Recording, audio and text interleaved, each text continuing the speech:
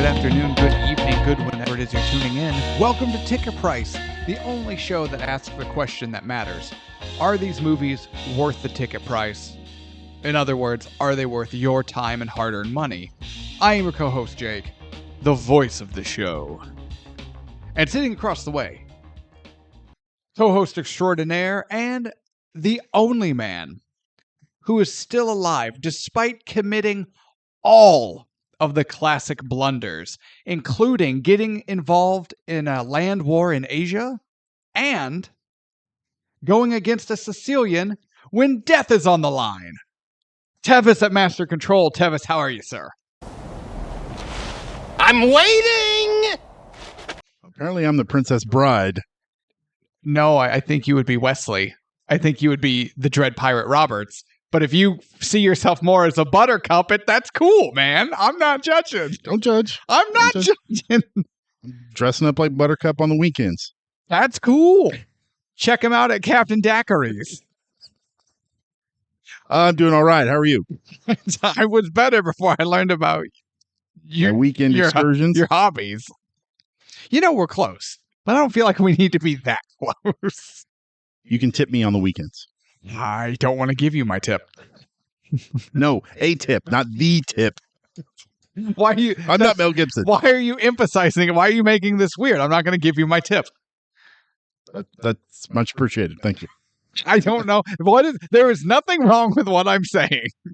That is a perfectly normal, valid, not weird at all phrasing. No, not weird at all. Not at all. All right. Episode 36. We are looking at The Fighter, or for our friends in Sweden, The Fjiter. Ooh, I don't like that. I don't think they like that either. Sounds... The Fjiter. No. Where did you find that at? Find what at? The Freighter. First of all, I didn't find it anywhere. It's what we call a bad joke. I loved how you not only tried to do the voice, but failed miserably. Yeah, absolutely. I was going to give myself the bad accent bingo, but I think I'm going to give that nod to you, my friend. Thank you. Thank you. I'll take that and display it proudly. All right. So looking at The Fighter, drew it from the hat. Came out in 2010. Written by Scott Silver, Tomasi. I like Tomasi. I like Tomasi. Tomasi? And Eric Johnson. I don't really have any questions on that pronunciation. Pretty simple. And obviously, well, not obviously, I looked it up, but based on the story of boxer and boxing champion, welterweight champion, Mick Ward. I had never heard of him. Yeah, me neither. Until this. But I think there's a film. reason for that. Welterweight champion or not. Directed by David O. Russell. Now okay. To clarify, his name is not David O. Russell, like O apostrophe Russell. It's like, oh, Russell. No, it's not like that at all. It's not like that. I don't know what that means. I don't know. Oh, I don't. Oh, it's Russell. No. It's David, middle name and middle initial O, last name Russell. David Russell, David O. Russell. Oh, okay. Not David O. Russell. It's David O. Russell, not David O. Russell. Got you. Yeah. You got to pause. There is a pause. Yeah. It's David. Oh. It's not that. Russell. No. It's not that. Why do you keep making it a roller coaster ride? It's not a roller coaster ride. It's not David. Oh! It's not like anytime you see his name, you watch someone get rocked in the groin. Like, oh! It's like he scared me. Oh! David. Oh! That's a Russell. different kind of oh, though. That's not even David. Oh, that's David Russell, right? That's a whole different thing. And it's not that either. How are you so bad at this? Okay. So, to be clear, it's David O. Russell. Correct. Yes. Okay. That's it. No inflections. Don't speed anything up. Don't slow anything down. Okay. Just stop right there. So, David O. Russell. Yes. What did he direct? Fighter. Oh. Or our friends in Sweden, The Fjiter. Boom. That's what we in the biz call a hot callback. Biz? Sure. Biz. Yeah. No, we're at the biz. Yeah, we're at We this. know things Yeah. about the biz. Starring Mark Wahlberg and Christian Bale. Didn't I don't know why you're laughing. I didn't say anything. I didn't do anything. I clearly just said his name. The look on your face. The look on your face, man. Like you got hit in the groin. David Russell. No, it's Mark Wahlberg and Christian Bale. Did we talk about Christian Bale? You know, Amy Adams is in this movie too. Let's talk about her. So is Christian Bale. And her nipples, and Christian Bale and his nipples. All right. Mark Wahlberg. Budget. Made with an estimated $25 million. Okay, real quick. Thinking back on this movie, and we'll get into it more, obviously, when we get into it, but real quick, thinking back, the vast majority of that is acting talent, correct? Oh, absolutely. Like, that's where this money went That to. seems very low, too, though. I kind of thought that, too. Yeah. Especially when your top 3 billed actresses are Mark Wahlberg, Christian Bale, and Amy Adams. Like, seem low, but with a worldwide gross of $129 million, roughly. So, I mean, that's a return. Pretty good haul. Yeah. It's not like a Clue. And it's 14.9 on a 15 mil budget. They missed it by, if you and your parents had just gone to see it, They missed it by a nickel. if you guys had just gone to see it, you'd have put them over the edge. I'd have helped. They would have broke even. So We'd have got Clue 2. I'm glad I didn't go. Murder at the Boogaloo. Ugh. I'm sorry, what was that? Ugh. Oh, okay. Can I quote you on that? Sure. Okay. Write that down. Hold on. His thoughts on Clue. Tevis, direct quote. Bull. Got it. Pretty sure that's spelled correctly. Now, awards. Whoo, doggy. Yeah. Whoo, doggy.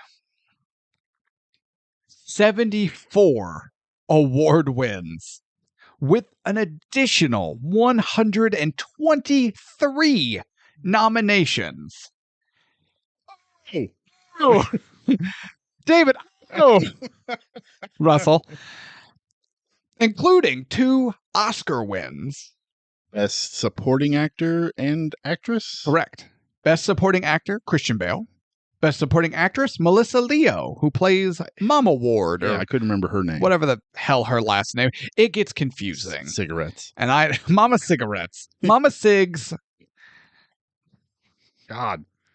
Now, normally, if I were running the show and I kept everything neat and organized, we would have talked about ratings and reviews for this movie.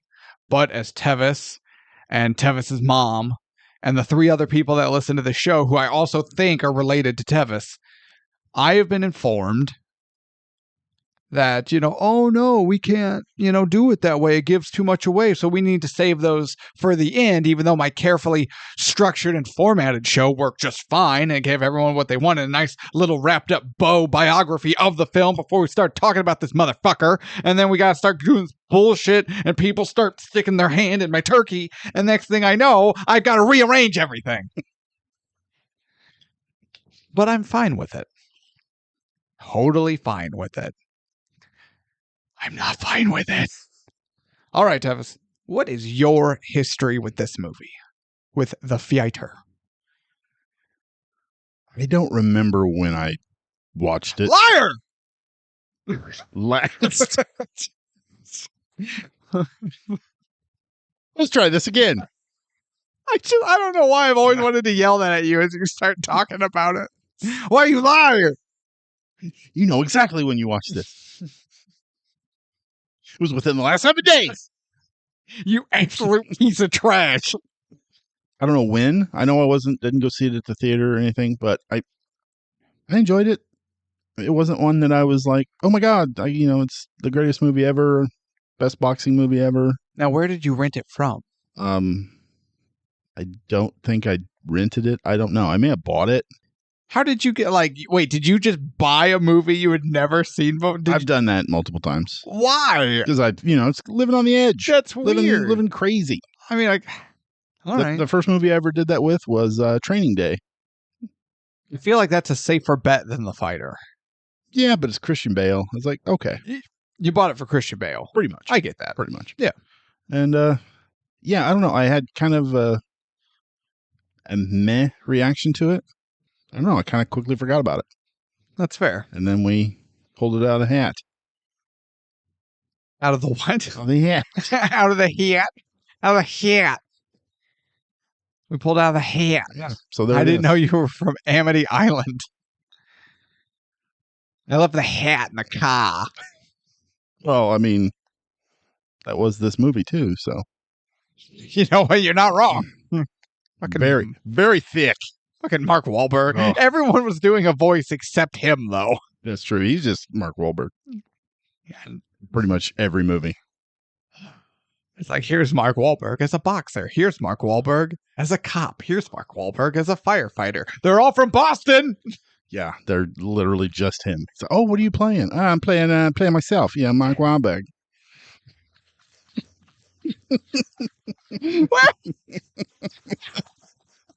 That was the single greatest impression of Mark Wahlberg I've ever heard in my life. Thanks. That was amazing. I worked on that all day. People at work think I'm strange. Oh, I can't imagine why. Do you tell them about the show? No. Oh, So they just think I'm mumbling to myself in different accents. wait, you're not hustling the show at work? Oh, every day. Okay. Yeah, every day. Yeah. At work, I just walk up to random people who I think are trying to avoid me so they don't have to hear about it anymore. I kick open bathroom stalls. I wait for people to congregate in the break room, and then I jump them. I'm like, have you heard about Take a Break? We need to get cards made up, and that way you can slide them under the bathroom doors. No, I just kick the door open. And I'm like, here's the toilet paper. Just brought to you by Ticket Price. These 4 squares of toilet paper are brought to you by Ticket Price Podcast. That's how I do it. Subscribe for more. I believe that's what they call true underground marketing. That Right is, man, that is some guerrilla marketing. very guerrilla, very in the trenches. Oh, I am deep in those trenches. Ugh. I said that, and then no, I regret saying The that. only thing I could think of is No, that was more of a David. Russell. David. Oh, Russell. God, I hope that joke dies. So I guess my history with this movie is that where we're at? I think my history with this movie. I have no history with this movie. Now that I've seen it and we've talked about it, hey, did you watch that movie kind of thing? Not that, we haven't spoiled talking about it because that's against one of the rules. We have 2 rules. We started with way more and only 2 have survived. Yeah. Yeah, that means the other ones weren't worth a shit. Is that how that works? That sounds right. Cool. Yeah, that sounds right. I vaguely, just the faintest whisper of a movie. And I'm like, the fuck? I'm like, oh yeah. I guess at some point in time there was a movie called The Fighter with Mark Wahlberg. And Christian Bale. Amy Adams. And Amy Adams. Melissa Adams Leo is in it. She won an Oscar for it. Yeah. What else has she been in? I have no idea. Didn't look it up. I don't care. Okay. So, well, we'll get into it. But no, and then I forgot. I was like, Mark Wahlberg movie. And then that was it. Forgot it existed. We pulled it from the hat, gun to my head. I didn't know what that movie was. It's taken me this long to even remember that it existed. And now I've seen it. I always like when we pull movies out of the hat that neither one of us have watched or even really know anything about. Oh, yeah. I knew it was a boxing movie. That's all I got. I had no idea it was based on a true story. I didn't know anything. Oh, okay. So you pretty much went into it. I went into it fresh. as blind, as fresh as you can. Because again, I forgot it existed. Not only had I not seen it ever, I didn't know it existed. Okay. I kind of forgot it existed, and it's in my Blu-ray collection. you you let me borrow it Yeah, so I could watch it. yeah. That means you probably have too many Blu-rays. Well, I don't have too many No, me. Blu-rays. I have too many Blu-rays. If you can't, well, you are the physical media guy. Absolutely. I trust that Netflix Steve will never let me down. I don't trust Netflix, Steve. Now, I will say this, for the record. Not filling up my house with physical media is actually really nice because it gives me more space for like my kids' books and things like that.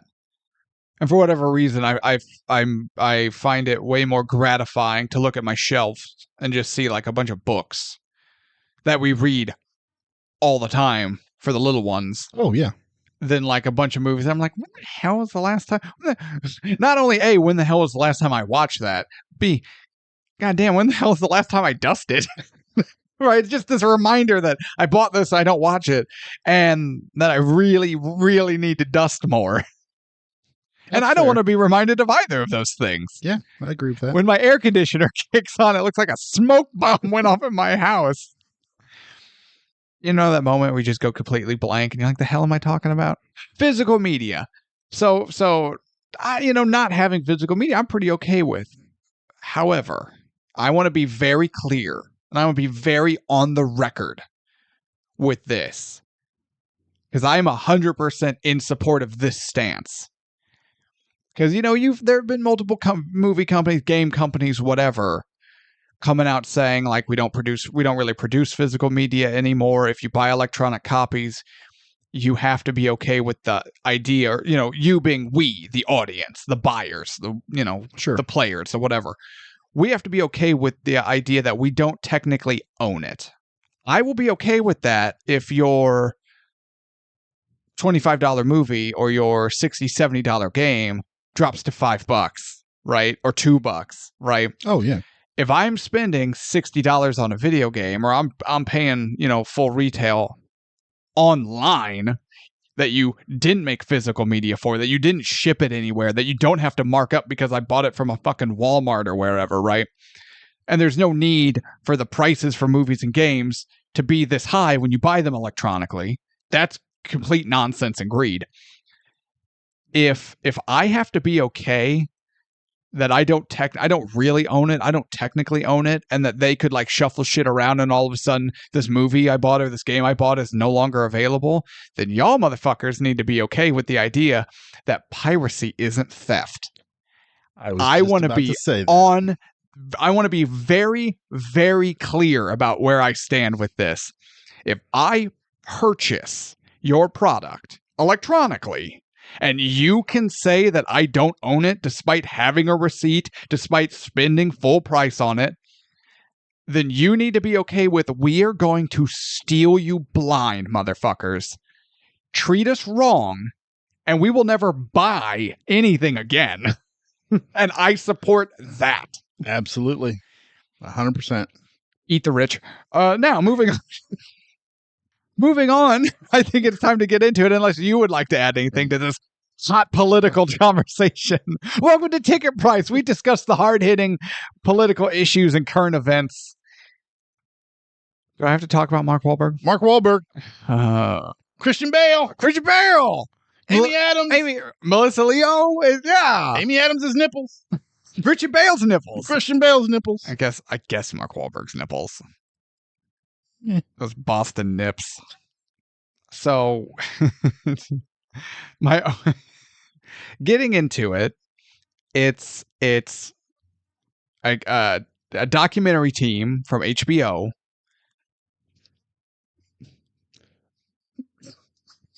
Not only, okay, hold on.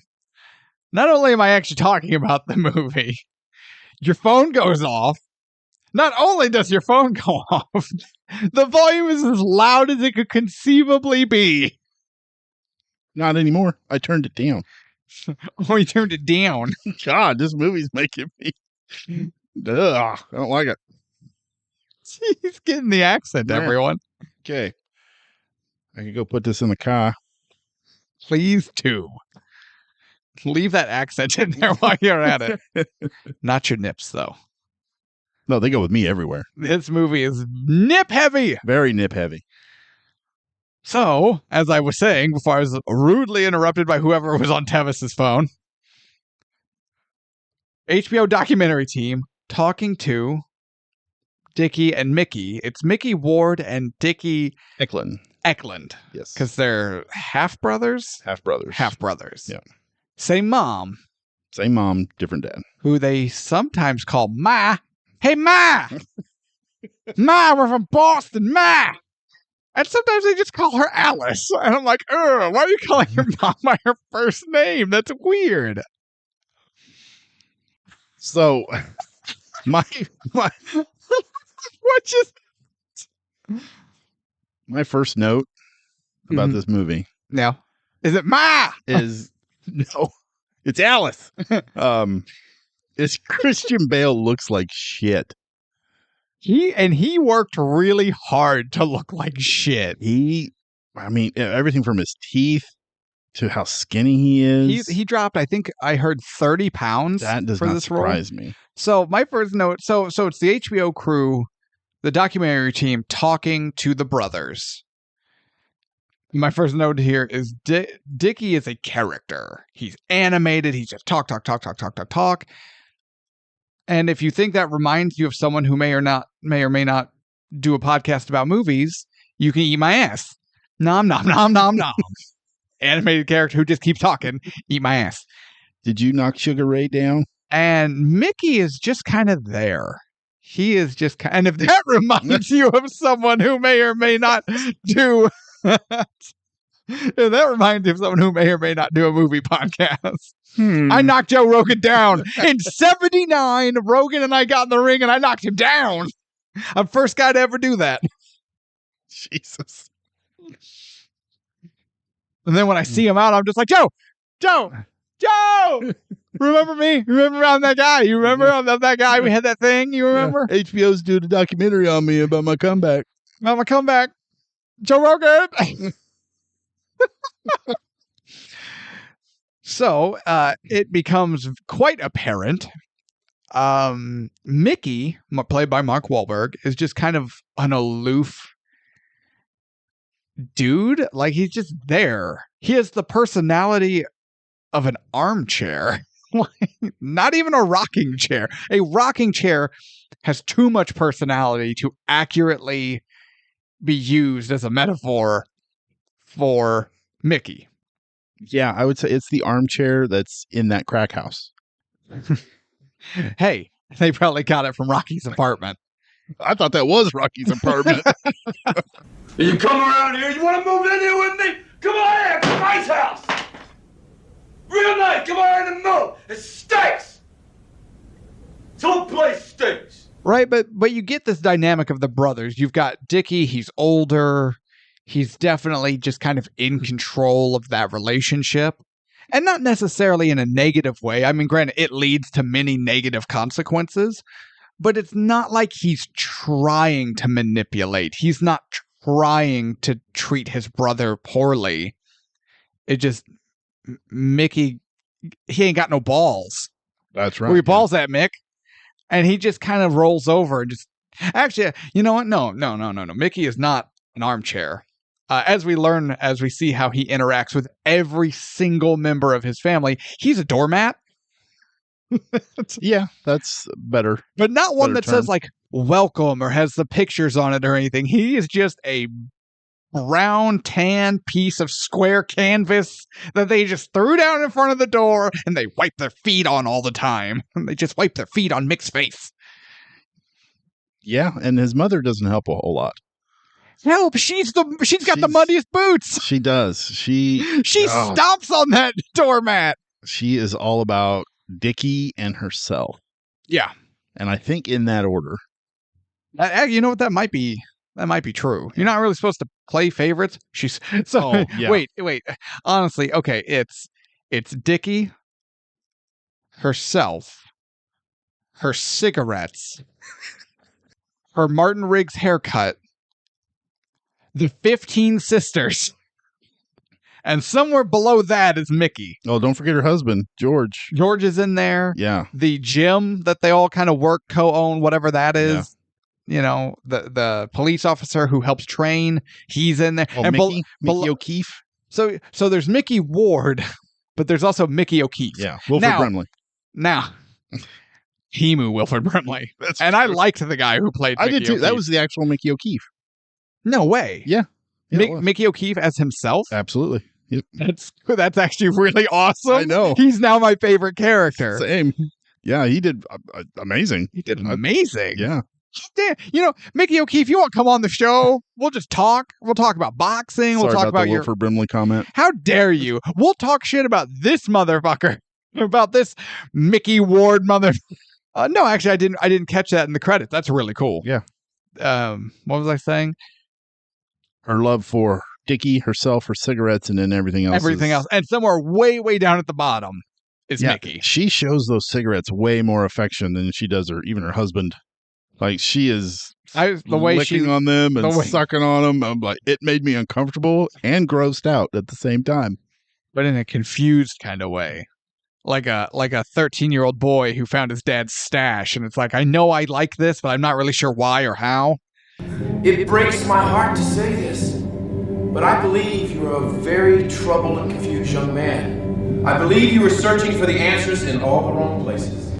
No, you had a bit of a discovery moment. It's okay. Safe space, man. Not at safe space. No, because she would like wrap her whole lips around it. Yeah, like say it slower. Say it slower. And then she would blow the smoke and then lick her lips really seductively. You're saying it too fast. Lick her lips. Yeah. Really seductively. We made two very different noises. Yeah. She's probably the type of person that smokes cigarettes while she's eating. I'm pretty sure we see her do that in the movie. I can't remember because I probably have my eyes closed. Now, this movie takes place in like 90. Yeah, I think so. So she had her heyday in, 70s. She had her boys in the 80s. True. And now in the 90s. Oh, yeah, she smokes while she eats. She smokes while she eats in the cafeteria of a hospital. All right. And then order like, ma'am, it's the 90s. You can't smoke. And she'll blow smoke in there. And like, she'll be like, oh, I can't. Is that a pregnant woman? And just blow the smoke right into that pregnant woman's face. And then puts her cigarette out in her eggs. And then eats the eggs. And then lights another cigarette. Obviously. God. Shout out to our listeners who smoke. All the love for all our listeners. You can smoke. You just don't be gross about it like her. My God. How is she gross about it, Tevis? Her and her cigarettes need to get a room. You're not wrong. Like, ma'am, you're at a breakfast table. I'm going to need you to calm down. You quit sucking on the butt I can only like be that. so aroused. I bet George wishes she sucked his butt like that. So, my next note, actually, we kind of touched on it. So many sisters. It made me think of when we meet Joey Tribbiani's family in Friends. And I'm just like, God damn, how many sisters are in this house? God. And then we just kind of, because it's still the film crew and they're still like talking to the family and we're kind of meeting people. And my next note here, redneck crackhead. Oh, and just, it's a redneck family. It is a white trash redneck family. White trash for sure. And then we've got Dickie, who is a redneck white trash crackhead, who hangs out with, my God, not all of them. You don't like Bobo? Bobo and his facial hair. I have not seen a white trash redneck crackhead looking motherfucker since Tiger King, right? Carol Baskins, you bitch. Right?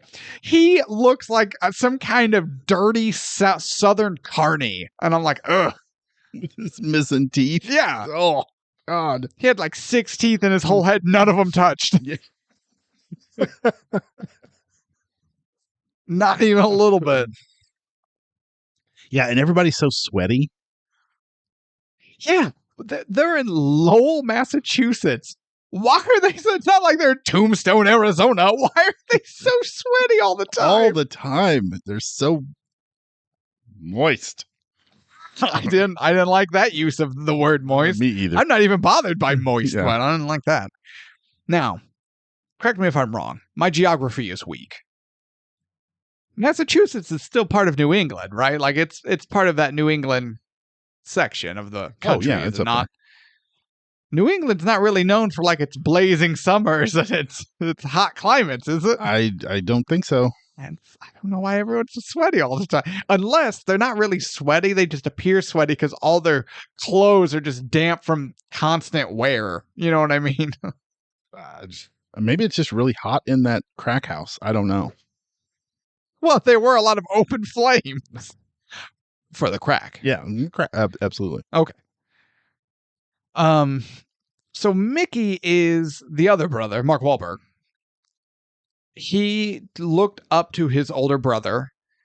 He was a hero. I guess we should mention so Dickie, Christian Bale, in his day before the crack. Actually, no, I don't think it is before the crack. I think it's during the crack. In the beginning of the crack. He was a boxer and actually started to get somewhere, earned a shot against Sugar Ray Leonard, and in the fight, allegedly knocked him down. He tripped. He possibly tripped. He possibly got knocked down. Honestly, we saw the fight a couple times, but I didn't get a good look, and I would need to review the tape again. I'm going to need to challenge the play and have the officials review the tape, please.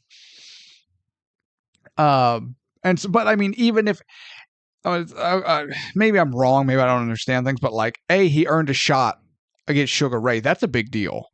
And it's like, oh yeah, he lost. Yeah, he lost to Sugar Ray Leonard. Yeah, it's like, oh yeah, I got knocked out by Smoking Joe Frazier.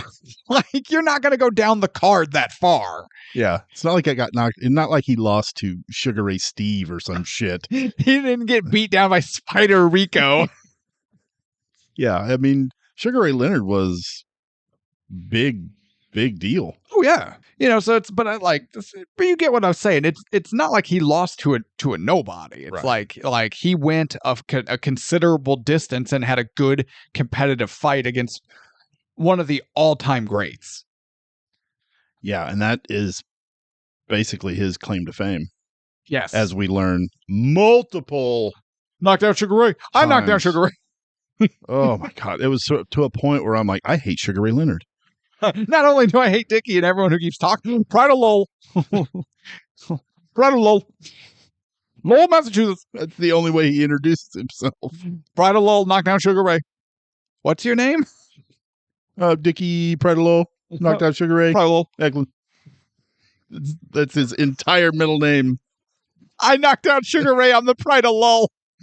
Eklund. Yes. We need to condense that down to O. Somehow. Well, you can say he's Dickie Lowell. Eklund. Nailed it. So, but that's Dickie. So now his younger brother, his little brother, played by Mark Wahlberg. Mark Wahlberg. There you go. Mark Wilbur. Same Mark Wilbur. If you say it fast enough, it's like Mark Wilbur. Mark Wahlberg. So he's looked up to Dickie. He saw Dickie at the height of his career before the crack took him, right? But he managed to avoid that, which in of itself is actually really, it's impressive and it's actually fairly inspiring given if his older brother / hero is into it, it would be really easy for him to fall into it, especially given his family. You know what I mean? He could have fallen into that or many other things. I'm surprised Alice wasn't pushing Mickey to do crack at all. Well, your brother's doing it. You ought to do it too. Right? Because she loved everything Dickie Dickie's did. the pride of Lowell. Dickie knocked out Sugar Ray Leonard. Jesus Christ. Dickie. The only Dickie she liked, I think. Sorry, George. Oh, based off of all the kids she's had, she likes some Dickie. Now, who only about half the kids are George's. Is that right? Yeah, there was half George and then half some other guy whose name I don't remember. He's not important. We don't really talk about him. No one cares. Yeah. I like George. I like George too. George was a cool character. Yeah. He's a good guy. He was also more of our levity, but it was as like the henpecked husband. It worked.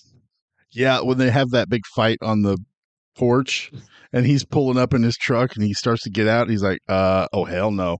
And then gets back in the truck and just backs down the road. I was like, you go, George. Oh, we'll get there. Yeah, you go, George. But Mickey also went into boxing, and not a bum or like a deadbeat, had some success, but never really like was able to train hard enough or consistently enough, and never really had the right string of matches put together because his trainer is his crackhead brother, who, as we learn, is unreliable. I think is a fair way to put that. As we learn, because they're filming, the HBO crew, they're filming the documentary, and they're in the gym filming Mickey, and Mickey O'Keefe is there, and they're training whatever, and they're like, where's Dickie? Like, I don't know, and he's training, doing his thing. And then it cuts to Dickie smoking crack, and they're like, hey, Dickie, man, don't you need to go train your brother? He's like, man, don't worry, we got plenty of time. That's not till 9 o'clock. And they're like, it's 11:45. What? Isn't that when he's doing the reenacting of the knocking Sugar Ray Leonard down with Bobo or with one of the white trash crackheads? Yeah. So yeah, he comes running out of the house. He's like, where'd you park the fucking car, Bobo? I didn't park the fucking car, man. I don't know where the fucking car is. You parked the car. Bobo, where's the fucking car? That part actually made me laugh. Yeah. Oh no, the humor in this movie has quite a bit of different elements of humor, and they all work. I agree. Whether you have the goofy crackhead or the henpecked George or whatever you got going on, it works. And then we learn, so we have the unreliable crackhead brother who's late to all the training and everything. And then the string of fights don't get put together right because Mickey's manager is his mom. And according to her, she knows everything about boxing and the boxing business, and she knows all the boxing people, and she's the end all be all. And yet she can't ever really seem to get any momentum going for her son, or get him in the ring with anyone of merit or note, or even in the ring with anyone that's like, oh no, this is a confidence building match. We'll get you in there. You can take this guy out easy, generate some buzz around you, then we'll build up a fight, to build him up to then leverage that to a fight with someone with a bigger name. You know what I'm saying? Like, no, she doesn't do any of that really. She just like gets on the phone and talks to someone and then gets some bullshit match together. That's just no good for anybody. Yeah, I think she just likes hearing herself talk and then likes the feeling of, hey, I'm a boxing manager. I don't really think she's definitely not good at her job, but I think she cares more about her job than she does actually getting Mickey anything good. She cares about being able to claim that as her job more than actually doing the job. Right. Yeah. Yeah. Like us. We're like, we're podcasters. And they're like, really? How's your show? Like, we don't talk about that. Yeah. No. Mind your business. So Mickey's kind of got all this holding him back. But that being said, he's very kind of low key. He's portrayed as just a good-hearted, down-to-earth guy. He's easygoing. He's trying to make the best of it. But man, how many times, especially in the beginning of this movie, he's like, guys, I don't want to do this anymore because I don't want to box anymore. It's unreliable. I just get hurt and I lose. And I just want to like live a normal life and not get hurt anymore. And I'm like, I can't argue that. Can't argue that. Because it isn't after, well, he had a fight with Mamby, but Mamby got sick. That's so we're getting there. So okay. So Mickey's training. Dickie is getting high and is nowhere around because Mickey is preparing for a fight against someone named Mamby. I'm not a big boxing guy. I feel like I should know these people maybe, but I don't. But Mamby was a former welterweight champ. They mentioned that. He was a former champ of the world. But, he's been a little bit, he's really not in his prime, but he's still a name. And if Mickey could go in, beat him, like that would be a good, that's going to generate some buzz and excitement around him. And so I get that, you put those fights together for sure. And so he's not able to train for it like he should be. Honestly, all the nuts and bolts aren't even worked out as far as like who he's fighting, where he's fighting. It's real kind of loosey-goosey, not great. But he's and honestly, it's hard to train and do whatever when you're also doing your day job as like part of the road crew, like filling potholes and laying fresh asphalt. Which also, shout out to everyone who, if anyone listens, who lays asphalt and does that shit. Kudos to you, my friends. That's hard. I've laid asphalt, and that sucks. Yeah, I can't say I've never done it, but it just looks terrible. Think about how terrible it looks, and it's worse. And then multiply that by 20. You got to be a real tough SOB to do that day in, day out. Yeah. Nope. So shout out to our road crews out there. So he's not in fighting shape, but his brother, air quotes, training him when he's not high on crack, or excuse me, when he's not getting high on crack, and when his mom can be bothered to get the details about the fight organized. But they go to fight Mamby. He's getting excited.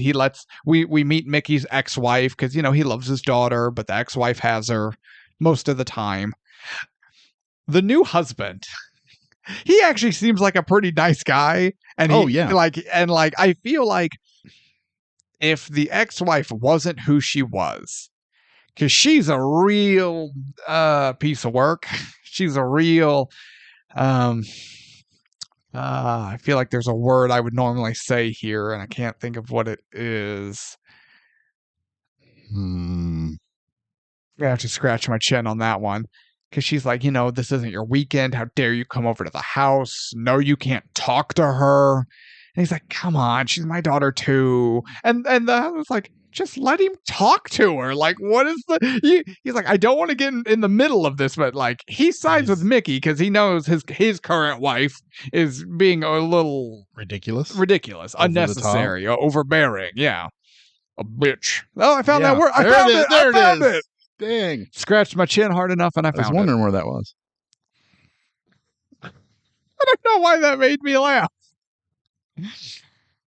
But, he's like, hey, baby, I got a fight coming up, I'm going to win. And so I believe the exact quote is where I was like, it's mean to lie to your daughter.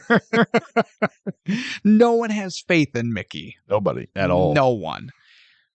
So they get ready to go to the fight. They're at a hotel. It's not a great hotel, but it's a hotel. And they're like, all right, Mickey, we got to get in your trunks. Get ready. He's like, aren't we going over to the venue? It's a small venue. They don't have a locker room. We have to get ready here, then walk across the street to the venue in his robe and his trunks and his gloves and everything. He's like, really? I just have to walk out in public and like all my stuff? And they're like, yeah, don't worry about it. This is a good opportunity. But they learn that Mamby got the flu. He can't fight. Now, this is not a forfeit situation, and Mickey wins. This is a no contest situation. There will be no fight, and because there's no fight, no one gets paid.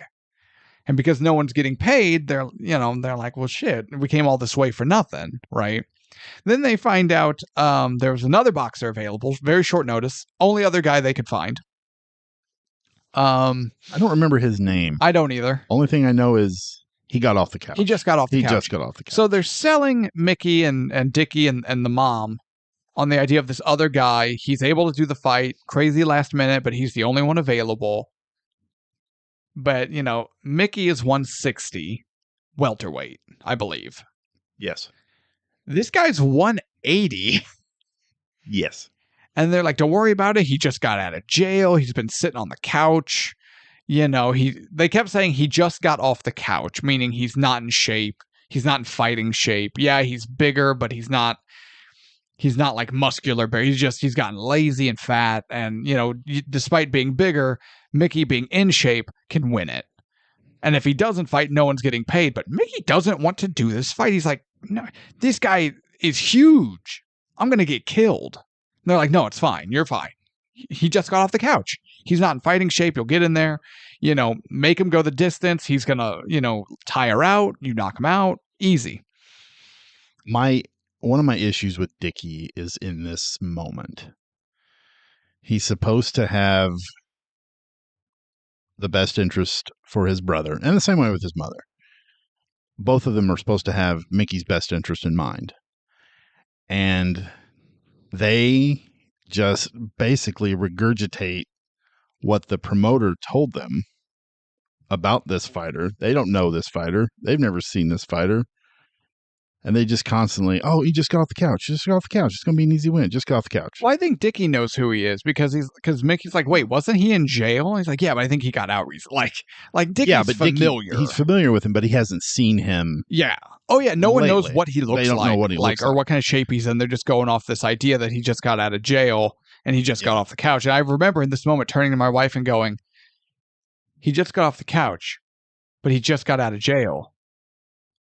But if he just got out of jail, he did not just get off the couch. You know what you can do in prison? Oh, yeah. You can work out, and that's it. One of the best shapes Mike Tyson in his life had ever been in is when he got out of jail. There's nothing else to do. And he was just a bigger, scarier monster than ever. Yeah. But Mickey's like, guys, but Mickey is Dickie and Alice's meal ticket. If there is no fight, no one gets paid. They want that money. They are willing to send their son, brother, and fighter, their client, into a boxing ring with someone 20 pounds bigger than him.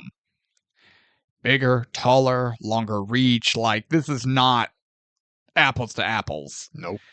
But they agree. And then it smash cuts to Mickey being in the ring, just getting mauled by a bear. Well, they have the fighter coming out, and he takes off his robe, and he's all beefed out, and Mickey's like, this guy didn't just get off the couch. If he got off the couch, I want that fucking couch. Yes, I want to buy that fucking couch. You're right. He does. That made me laugh. He's like, this guy just got off the fucking couch. I want to buy that fucking couch. Look at him. Because this guy is a monster. Yeah. And he mauls Mickey and just tears him to pieces. Because he's quick. He's agile. He's strong. He's relentless.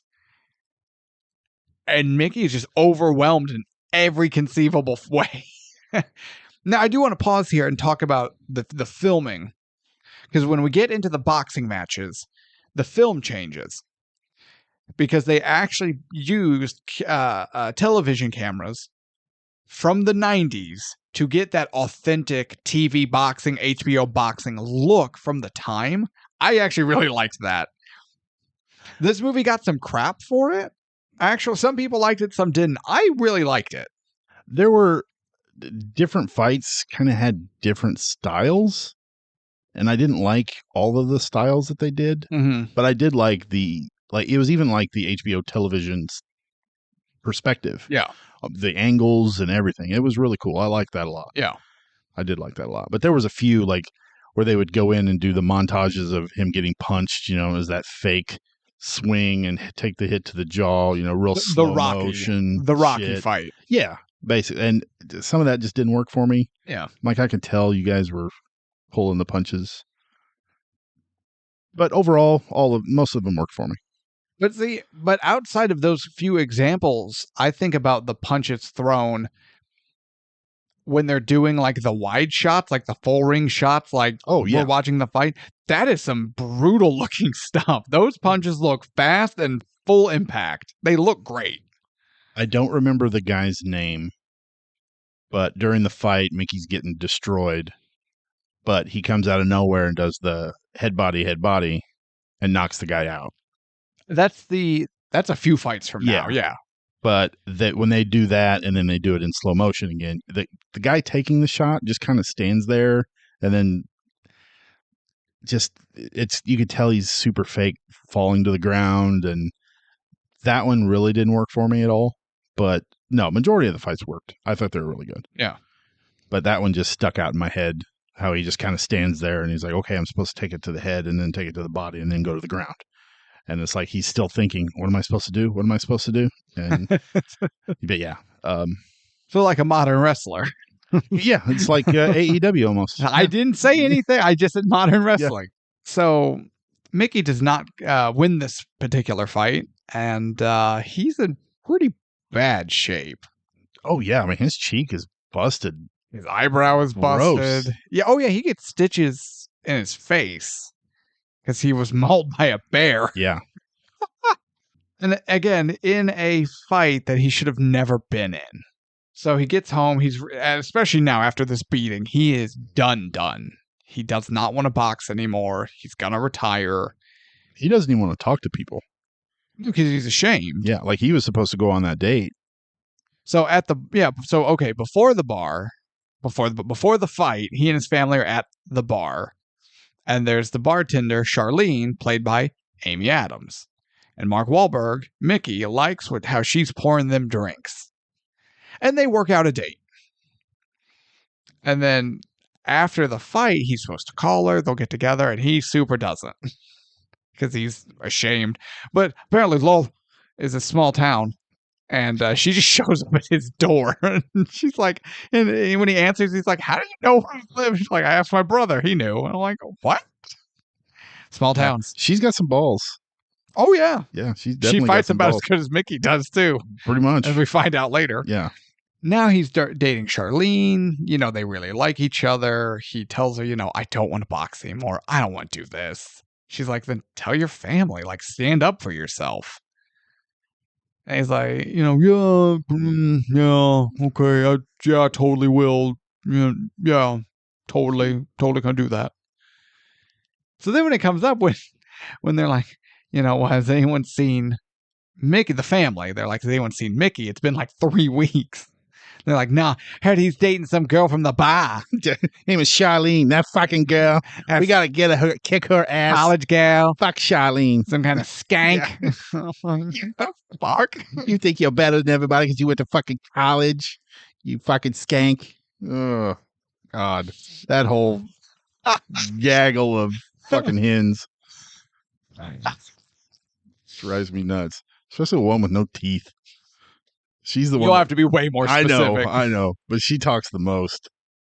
So, man, I've got the note here. Can't even remember exactly how it comes about. Mickey ends up meeting with the family again because he was given an offer by a legitimate fight promoter to move to Vegas, where they will pay him to train so he can have one last legitimate run for the title before he basically ages out and has to retire, right? And he's really thinking it, but they're like, no, it's family. It's family. You can't. Also, the only person who's in as many movies as Vin Diesel that's centered around family is Mark fucking Wahlberg. If I have to hear one more asshole with a Boston accent talk about family, I'm gonna kill myself. Yeah, but Mark Wahlberg is better than Vin Diesel. That's fair. You know what? I'll agree. Yeah, that's true. I said that's true, and now you're just staring at me, nodding your head. I'm running the list of Mark Wahlberg movies through my head. I may have to retract my statement. Yeah, but what's the one with him and Kurt Russell on the exploding oil tanker? Is that Deepwater? What? Oh, yeah. I've never seen it, but I'll let you borrow it. Maybe we'll pull it out of the hat. That'd be awesome. That one's pretty good. I actually want to see that. Because it's got Kurt Russell. Well, yeah. Anything's good. I'd watch Kurt Russell play the shark in Jaws. He just comes out of the water with his big stupid hat. Great mustache. Yes. I found our new re-edit of Jaws. But his family convinces him, don't take this deal. Don't go to Vegas with a legitimate promoter and get paid a livable wage to just train. Now, I don't know anything about anything, but isn't that like the goal of a fighter? Yeah. Like, that's the dream, is to get to train and to get ready, but to also be paid for that training. You're not paying for the training, you're being paid for the training. Like, yeah, that seems like a pretty good deal to me. And even Charlene's like, yeah, Yeah. But, his family talk him out of it. He's very He's a doormat. loyal No, to he's his a family. He's a moron. He's very loyal to his family. No, he's a sucker. He's very loyal to his family, no matter what, even when it's bad for him. They say that the movie is just about farts. It's about family. He's so manipulated. So also, I guess I feel like I've been meaning to bring this up. Now seems like good because I feel like it's correct in the scene. So the family's meeting Charlene. There's tension because they don't like her. They're blaming her for, Mickey not being around, despite the fact that Mickey is a 30-year-old man who is in a new relationship with a consenting woman. And usually that's where things are at their hottest, right? In the relationship. Yeah. The relationship is at its hottest in those early stages. Oh, yeah. Okay. I see what you mean. Yeah. Yeah. Yeah. Your son/brother, who's a grown-ass man, is busy getting busy, right? He's not hanging out with you rejects 24/7. He has his own life. He's a grown-ass man having grown-ass man sex. What did you just say? No, he's not. He's not. Is He's this not- having wait. sex at the bar with my friend? With his friend. No, he's not. He's not having sex with grown-ass men. He's having grown-ass man sex. with like a grown man. He's having sex with Because- grown-ass men. No, that's not. He's having manly sex with his friends. with a friend he met at a bar who is female. I think we got there. Okay. That was long road That's what she said. for long man-ass sex. What? Grown man sex. Grown-ass man sex. Grown-ass man sex. See, Tevis, just because you've never had grown-ass man sex, and it shows, let's be honest, it shows. Right? And you don't know how to handle this. But like, they're like, where's Mickey? Well, A, he just got his ass whipped, and he's recovering. He's in a new relationship. Give a brother his space. Also, or if you're that worried about him, get off the fucking couch and go to his apartment or his house or wherever. Yeah, go check on him. He lived 4 blocks away. Lowell's not that big a town. The mother has been to the crack house more times than she went to Mickey's house. Correct. Yes. Yes. She has gone to the known crack den to get Dickie than she has been to Mickey's totally acceptable apartment to check on him for any reason whatsoever. And I feel like the mother likes to blame everything else except herself. Yeah. Like the documentary that she blames HBO for manipulating them. She blames the boxing promoter for Mickey getting his ass whipped. She blames Charlene for everything. But yeah, she's constantly looking for somebody else to blame. Oh, yeah. And it drives me insane. So, getting back to it. So, they finally get together, and Mickey brings Charlene because the relationship has moved far enough along that it's serious, and he wants, because he's, it's all about family. Family. Gotta meet your family. And he really wants to introduce Charlene to his family, not realizing that they have already concocted some weird story in their heads to hate this woman for no reason. Like, they've crafted a reason. They fabricated a reason out of thin air to hate her for no, you know what I mean? It's just, They don't know that. He's just like, yeah, I'm going to go see my mom and my sisters, and maybe my brother will be there. I don't know where he's at the crack den. If he's there, we won't bother him, but you'll meet my mom and my sisters, and I'll introduce my new girlfriend who I super like, And they just start tearing into both of them. And now everyone uses Mickey as a doormat. Charlene does too. But inadvertently. She is very strong-willed. She's very outspoken. She frequently speaks over Mickey or speaks for Mickey. And Mickey, as the ballless wonder he is, just sits there being worthless and just letting everything happen around him. Like, I've never seen a man more willing to just let people talk about him as if he's not there, despite the fact that he's actively sitting right there. Well, I wonder if part of that, too, is Charlene already knows how the family is towards him. So maybe she thinks if I speak up for him, maybe they'll listen to me a little bit. And that might be her mentality, which is fair. But it doesn't work. But either. wrong. Yeah, Yeah. it doesn't work either. No. Because they know what's right. They know what's best. She's there. They. Yeah, she's there to support. That's fantastic. She's there to fight his battles. That's not going to work. No. That doesn't work. And guess what? It doesn't work. But they eventually talk Mickey into not going to Vegas and to let Dickie keep training him and to let the mom promote, and they will pay him to train. He won't have to work anymore. They will come up with the money to cover his bills so he can. Well, I'm sorry. What was? We're not even there. I pictured it in my head. So Dickie is going to do everything he can to pay his brother's way. But that's really difficult when you're a jobless crackhead. Yeah. There's only a couple ways he can do that. So first he tries to extort his crackhead girlfriend's family. Not extort. Pyramid scheme. Yeah. He tries to pyramid scheme them. Yeah. No, you get $200 from your friends and give me the $200, and then you're all investing in the fight. In my brother, the fighter, and you're all going to make your money back and da da da. And they're like, "Do you think we're stupid?"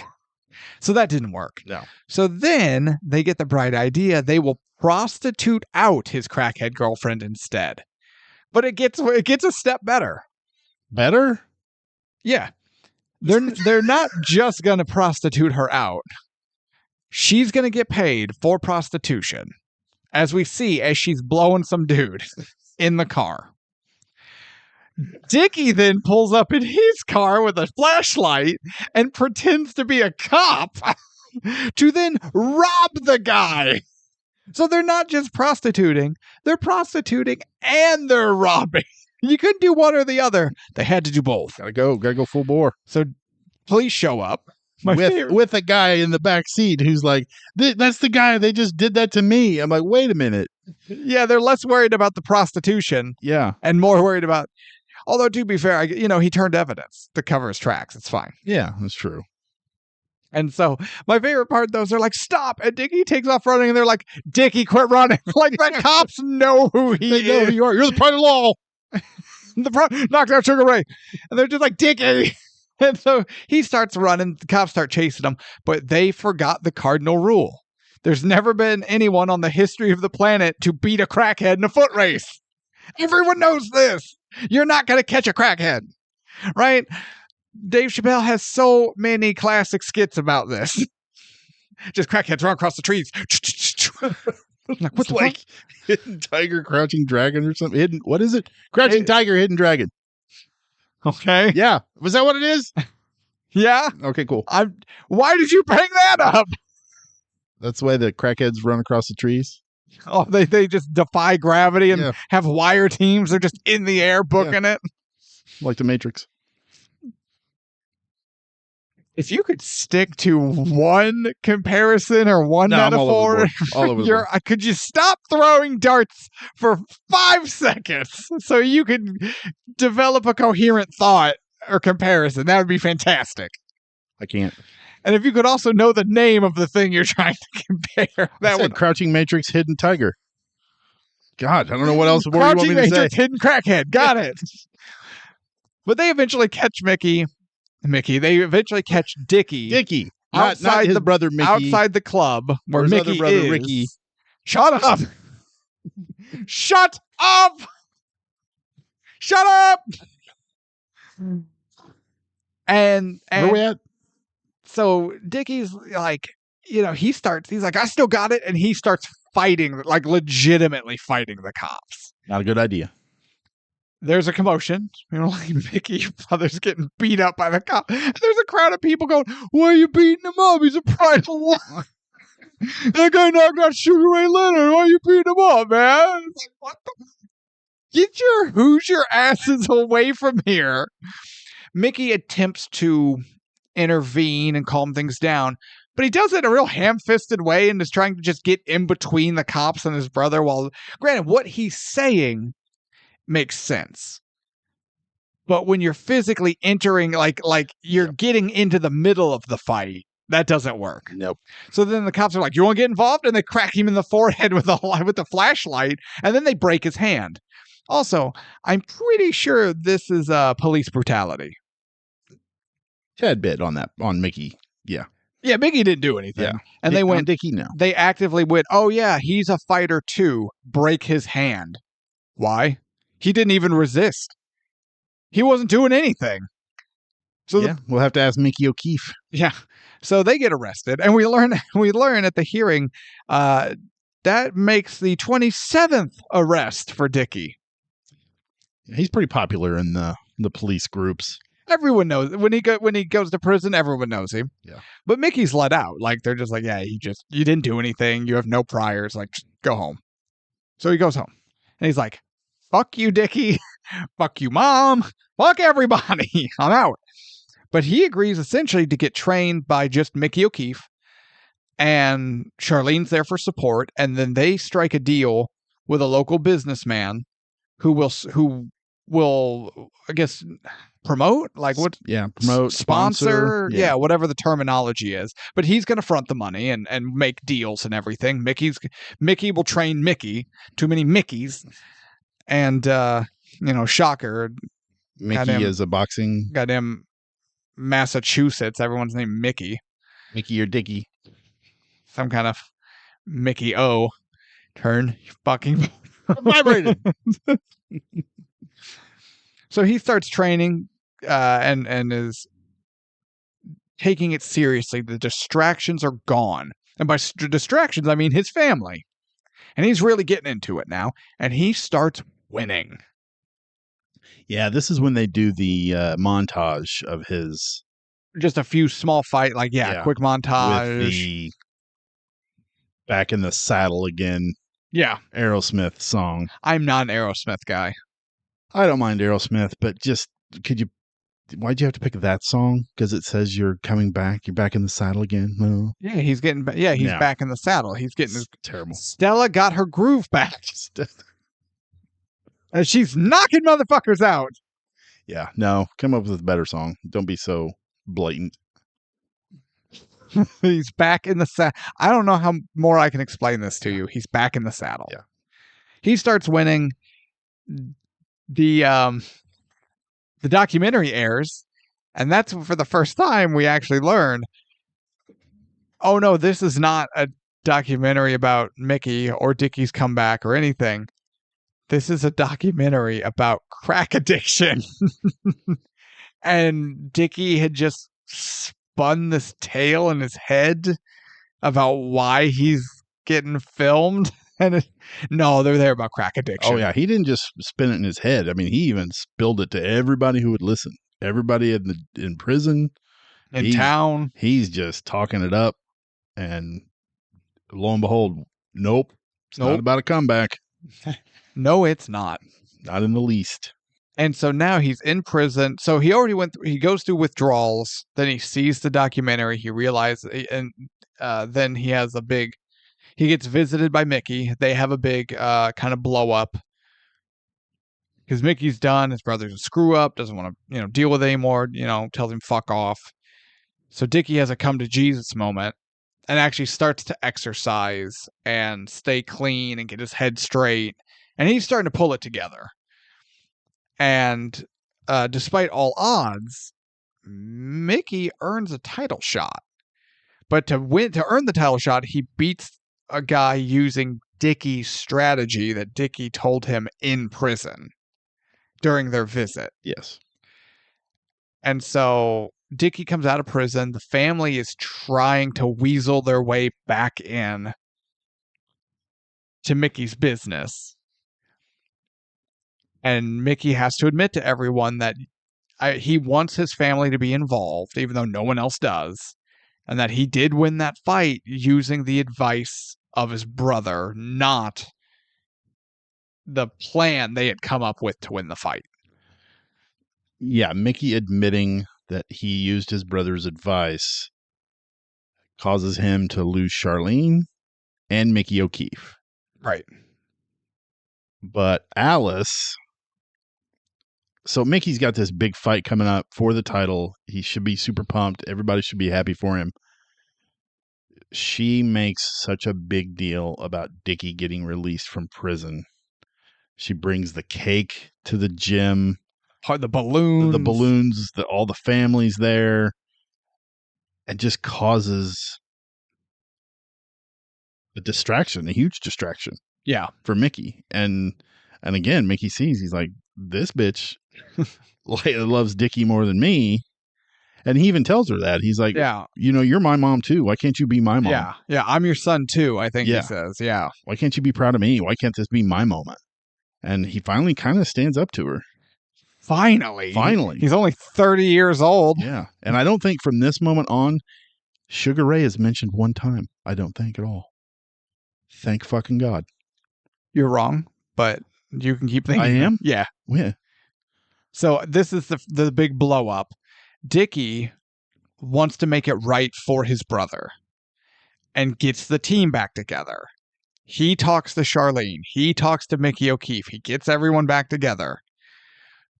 But he's like, I knocked down Sugar Ray. God damn it. And then Charlene's like, no, you didn't. That's tripped. Right. And they have this big fight. And then Mickey shows up to try to make it good, apologize to Charlene, sees them there talking. And then that's what hey, Mickey, you believe I knocked out Sugar Ray, don't you? Like, no, it is not the last time. Damn it. But that's the last time. I imagine there's an after credit scene where just Christian Bale's head pops up out of nowhere and goes, I knocked down Sugar Ray, and then pops back away. If I'm being honest, I'm still not so sure that is the last time, but we'll say it is just for you. We'll say it is. Thank you. So, also, they're getting ready for the title shot. They're doing the weigh-in and they're taking the pictures for the newspapers and everything of Mickey and the champ. They're getting ready. And then it's just Dickie keeps inserting his face into the picture, like doing thumbs up or like also making fists at the other fighter. He just keeps sneaking. He keeps photobombing. He's got to be in there somehow. Yeah. It's annoying. Then we get to the title shot. And again, I like how these shots I like how the matches are shot. I enjoy the retro style. I think they're filmed well. I think it's a really nice way to show the fights themselves, even in a movie. I think it still works because it's not the over the top slow-mo Rocky stuff. Like you can do some full speed, and when it's done well, it just looks devastating, and right? It looks like real boxing, unlike some of the Rocky stuff where he's blocking with his face. As we learned, we watch Rocky. That's just how Rocky boxes. But he's also not taking like massive haymakers and they're trading them back and forth. Right. This is like legit boxing, and you block and you dodge and you weave and you bob, and they do trade some blows. Yeah.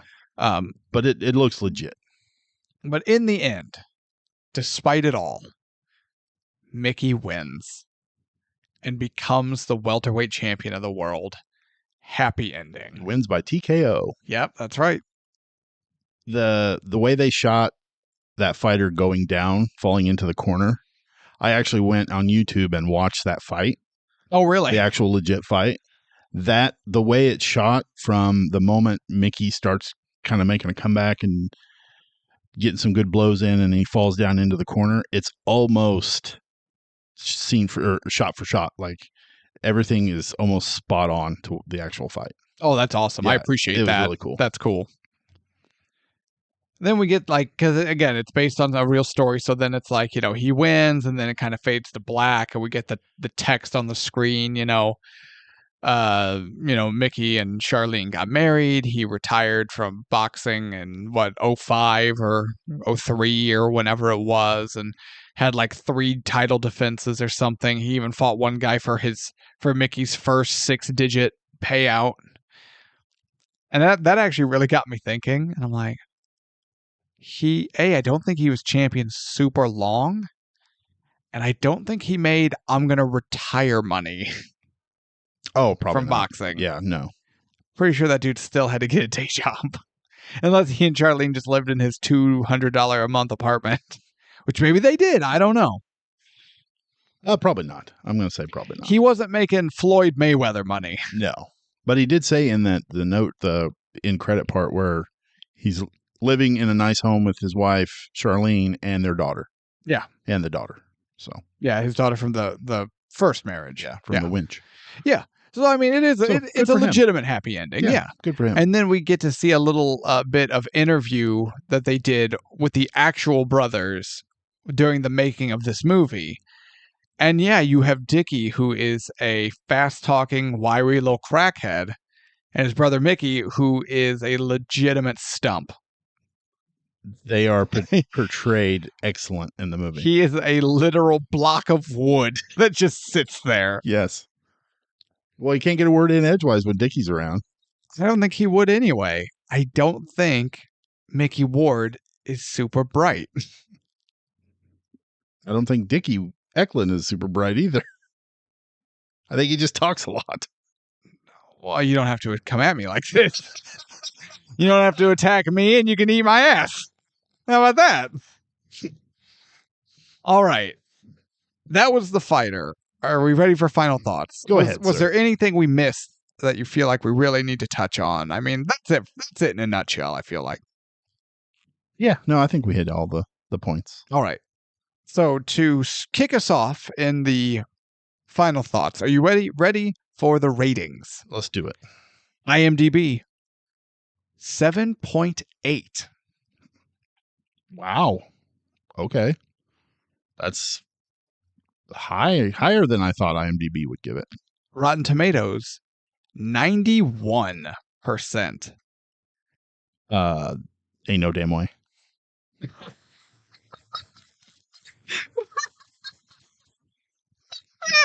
Well, okay then.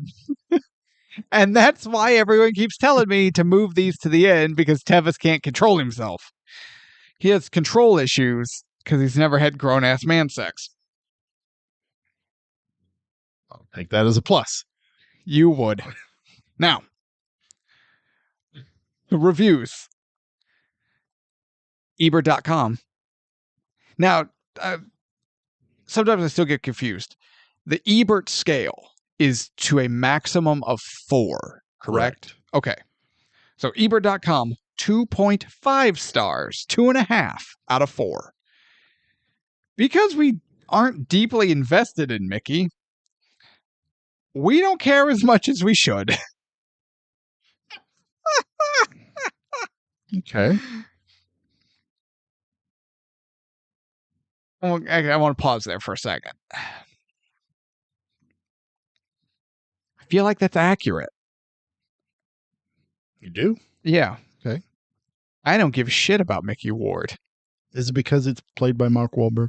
No, it's because Mickey Ward is a bump of a character. He's a block of wood. He's a doormat. He's a armchair that doesn't rock. He is a piece of furniture in the background that occasionally throws punches and sometimes grabs Amy Adams' ass, and she moves his hand away. And I'm like, I don't think that was in the script. And there's nothing, and this isn't necessarily a critique on Mark Wahlberg. He did, as we kind of find out when you look into like who Mickey Ward is as a person, he gave an accurate portrayal to the character. But this movie is less about Mickey and more about the whole family and the whole family dynamic. That's fair. And so we spend, all of our time with everyone, the mom, Dickie, Mickey, all fairly evenly. And you have the mom who's just a controlling bitch. You have Dickie, who is a crackhead failure who has a come to Jesus moment and tries to redeem himself to aid his brother. And then you have Mickey, who has earned a title shot, and despite being 30, 31, whatever it is making one final go before he retires and has a shot at the title and eventually wins. He's just the most bland, unseasoned white rice of a person. Like, I don't care about him. There's nothing to care about. Do you feel like he has a story arc at all? No, I think he almost does, but he never actually does. I felt that too. Like, it's just he has one goal throughout this whole thing, but he never learns anything really from it because he's still with his family. Right. He's still trying to keep everybody happy around him. He doesn't really sacrifice anything. He doesn't grow up. Doesn't either. grow. Yeah, he doesn't learn anything. He doesn't. Yeah. Dickie has the arc. Dickie has an arc. Yeah. Yeah. I don't think the mother does. No. Mom doesn't. I don't think at the end Charlene she really, doesn't. No.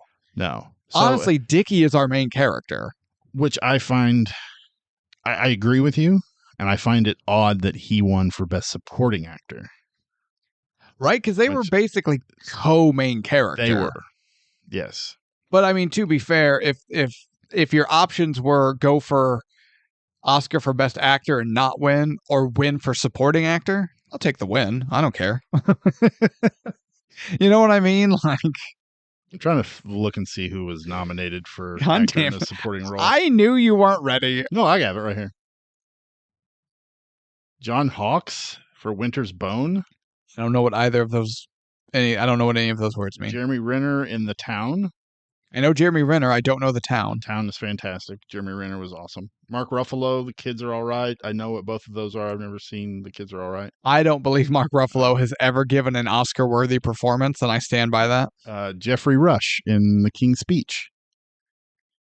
It's about the stuttering. Yeah, but who the hell's Jeffrey Rush? That name is familiar, but I don't know why. He played Barbossa in Pirates of the Caribbean. Gross, but I know who you're talking about now. He's really good. I like him a lot. Yeah, but Pirates of the Caribbean sucks. But that's Christian Bale was the winner, obviously. Yeah.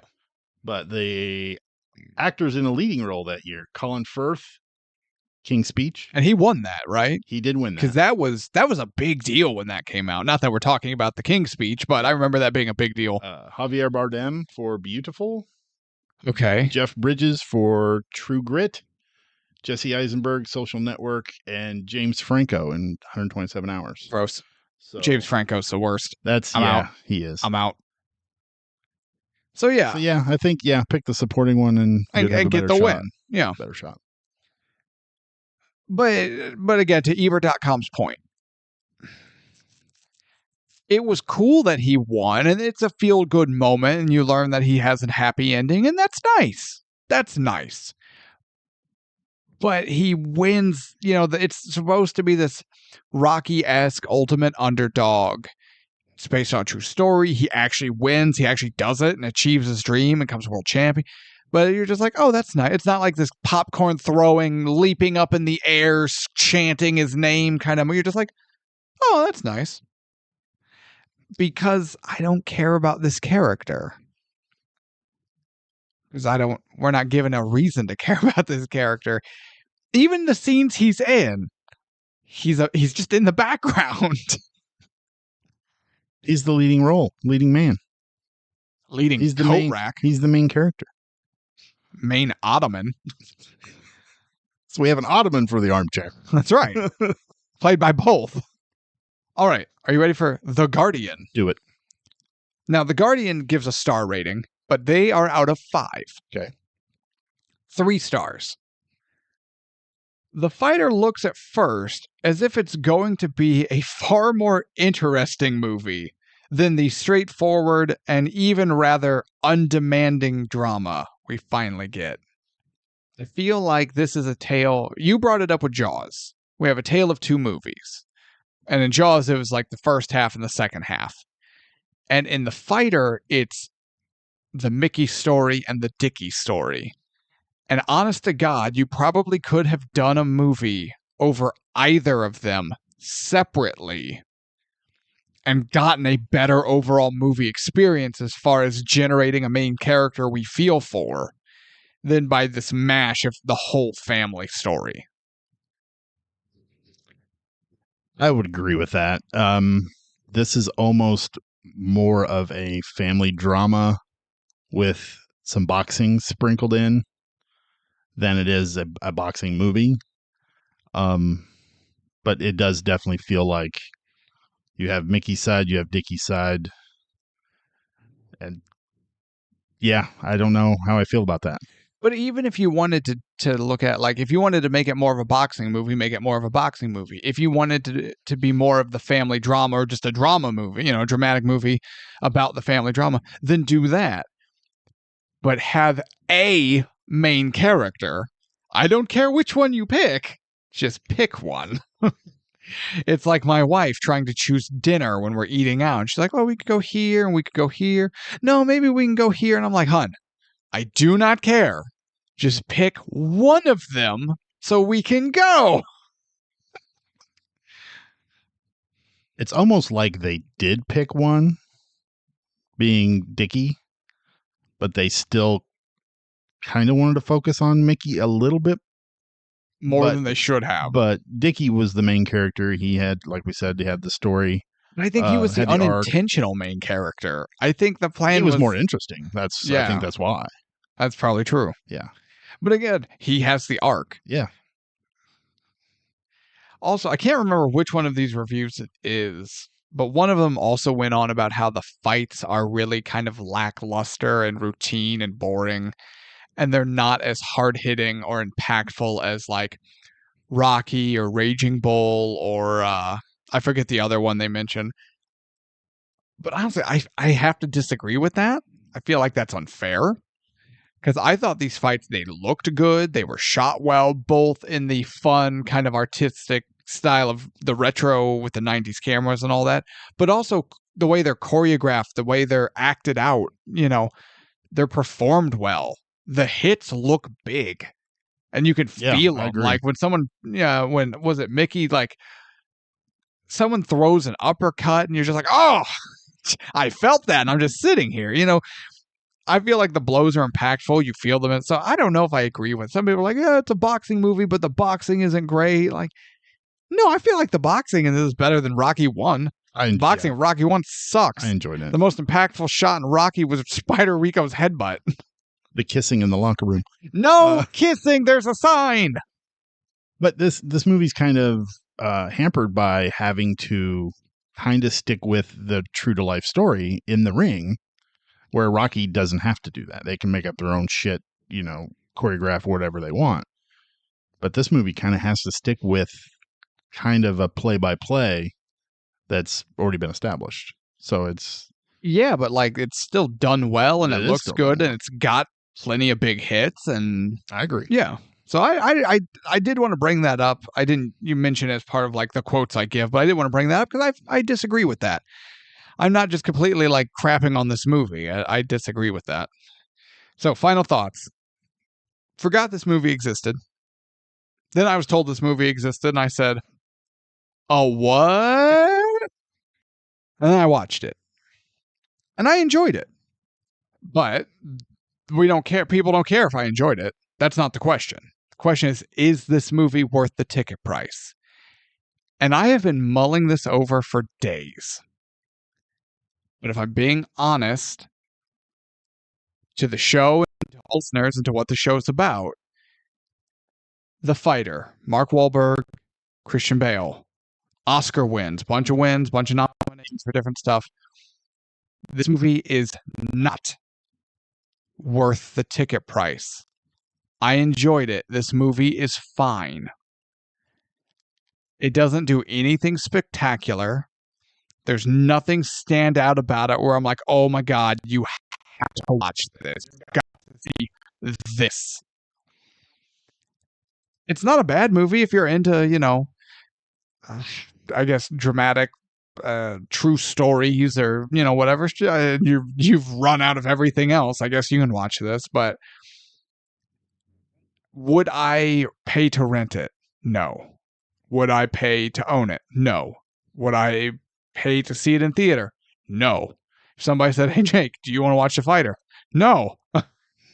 This movie is, even though it's an enjoyable movie, it's a good movie, it is not a movie worth everyone's money. Okay, The Fighter. This movie reminds me a lot of the other David O. Russell movies that I've watched. Silver Linings Playbook Never saw it. and American Hustle. I've seen that one, I'm pretty sure. They're fine movies. Mm-hmm.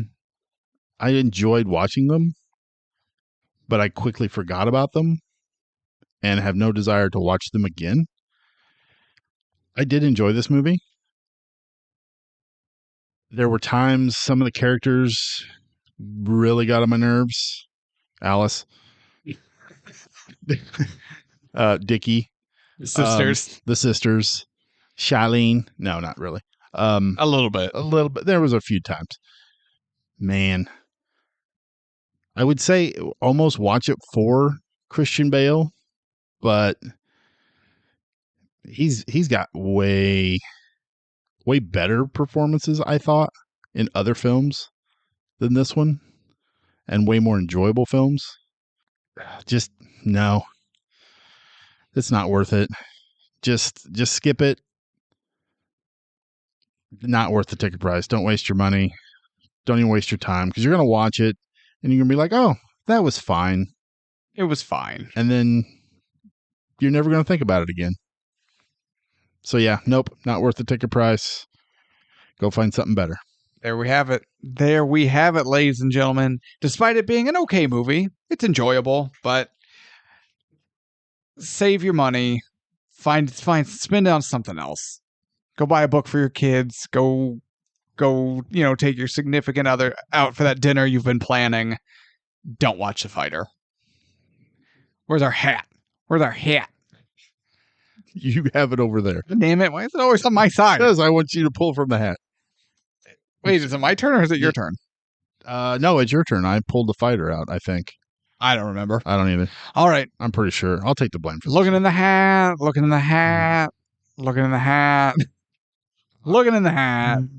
Knock it down, Sugar Ray. Knock it down, Sugar Ray. Knock it down, Sugar Ray. Pride along. All right. And next week's movie is drum roll. Blah, blah, blah, blah, blah, blah. I, Robot. I don't give a fuck. Well, way to hype everyone up for the next episode, numbnuts. Way to go. I mean, I am excited. Yeah. For iRobot. iRobot. Is that the Will Smith one? Is there a different one? I thought there was one called iRobot with Robin Williams. There's Bicentennial Man with Robin Williams. Oh, yeah. Okay. Not called iRobot at all. Okay. My mistake. Dumbass. Well, you know what, everybody? Just don't tune in next week. What the hell ever. We're going to be talking about iRobot. Yeah. I'm so excited. To sell it a little bit. Dumbass. So what movie are we doing next week? Next week, we will be looking at the sci-fi classic I, Robot. Outstanding.